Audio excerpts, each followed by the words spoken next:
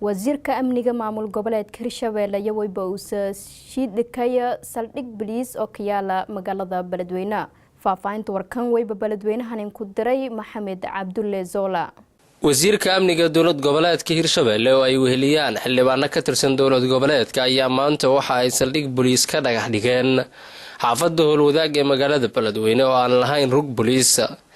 waxaa ka qayb galay munaasabada taliyaha qaybta booliiska gobolka iyo mas'uuliyiin ka tirsan dowlad goboleedka Hiirshabeele. xildhibaano ka tirsan dowlad goboleedka Hiirshabeele oo ka hadlay dhagax dhigan saldhigan booliis oo ay yeelanayso xaafadda howlwadaag ee magaalada Baladweyne ayaa waxa ay sheegeen inay aad ugu faraxsan yihiin in xaafadda ballaaran ee howlwadaag ay yeelato saldhig booliis. Assalaamu calaykum waraxmatullaahi wabarakaatuh. Salaan kadib waxaan maanta aad ugu faraxsanahay inaan ka soo qayb galo furitaanka dhagax dhiga saldhig ka mid ah saldhigga labaad ee degmada Baladweyne laga furo maadaama degmada Baladweyne ay tahay degmo aad u ballaaran. waxaan ugu mahadcelinayaa ciddii soo qabanqaabisay gaar ahaan amisom qaybta booliiska. waa arrin aad u wanaagsan. booliisku wuxuu saldhig u yahay ammaanka, booliisku wuxuu saldhig u yahay cadaaladda, booliisku wuxuu saldhig u yahay nabadda. aad iyo aad ayaan u soo dhawaynaynaa saldhig labaad in laga furo degmada Baladweyne. waxaan leenahay waa horumar taaban kara. Assalaamu calaykum waraxmatullaahi wabarakaatuh. wasiirkii amniga iyo taliyaha qaybta booliiska iyo xildhibaano iyo xubno ka socda wasiirra oo golaha wasiirada Hiirshabeele saraakiisha amisom booliis maanta xaafadda howlwadaag waxaa sharaf weyn u ah in saldhig booliis saldhiggii labaad ee degmada Baladweyne maanta laga furaayo lana dhex dhigayo. aadan u soo dhawaynaynaa wixii kalimaad ahna insha Allah tacaala madaxda iga sarreysana yeelan doonto.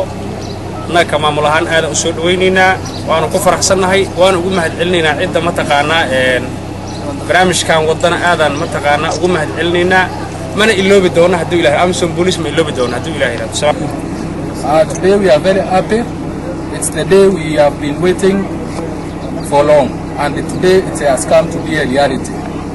That, as you can see, we are coming today to lay a foundation stone showing the start of the proposed police station to be built in Baladweyne by Amisom, so as to bring the services to the community near.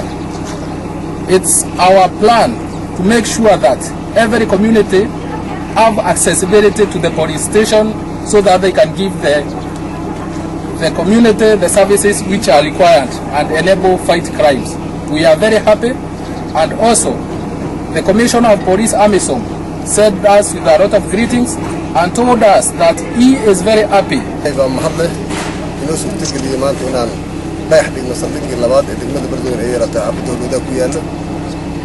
furitaan maaha waa dhagax dhig insha Allah tacaala furitaankan waa gaari doonaa duulaadno. waxaad ogtihiin degmada Baladweyne waa magaalo aad iyo aad u weyn, aad bay baaxadeedu u ballaaran tahay. waxaana muhiim ah maadaama magaalada ay ballaaratay magaalo weyn tahay ma noqon karo hal saldhig kaliya ma ka feen karo arrimaha amniga. waxaan ugu talagalnay ilaa 3 ilaa 4 saldhig inay yeelato. maxaa yeelay magaalada iyadoo yar ayaa waqtigii saldhigga Baladweyne la dhisay ayaa loogu talagalay inay macnaha ay daboosho baahida amniga ama baahida booliiska ee degmadaas ay leedahay. hadda waxaan ognahay in ay xaafad walba aad u ballaaratay oo magaalo aad weyn ay noqotay. saas daraadeed waxaan u baahanay inaan saldhigyo aan helno xaafadaha kala duwan ee magaalada Baladweyne. wasiirka amniga dowlad goboleedka Hiirshabeele Abdi aadan jeelle oo munaasabada soo xiray ayaa waxa uu sheegay inuu aad ugu faraxsan yahay in magaalada Baladweyne laga fuliyo saldhigyo booliis kuwaas oo u shaqeeya bulshada ku nool magaalada Baladweyne.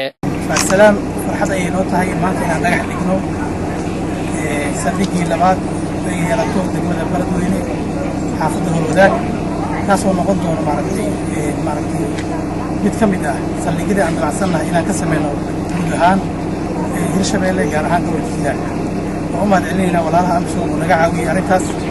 sidoo kale waxaan u mahadcelinaynaa dadkii maaragtay dhulkaan bixiyey. waxaan rabnaa insha Allah in maaragtay guud ahaan saldhigan uu noqdo mid howlwadaag ka dhexeeyo maaragtay qof walba yani wuxuu qabanayo maaragtay wixii dambi ah oo halkaas si toos ah kala soo xiriiri doono. sidoo kale waxaa insha Allah waxaan saldhig u rabnaa maaragtay eelboorka magaalada Baladweyne. waxaan kaloo maaragtay saldhig gaarsiin doonaa guud ahaan gobolka iyo labada gobol insha Allah. وما علينا ولا الله كذا قاطعين ما رتوش نوفشو maxamed qadar cabdulle GTV Baladweyne.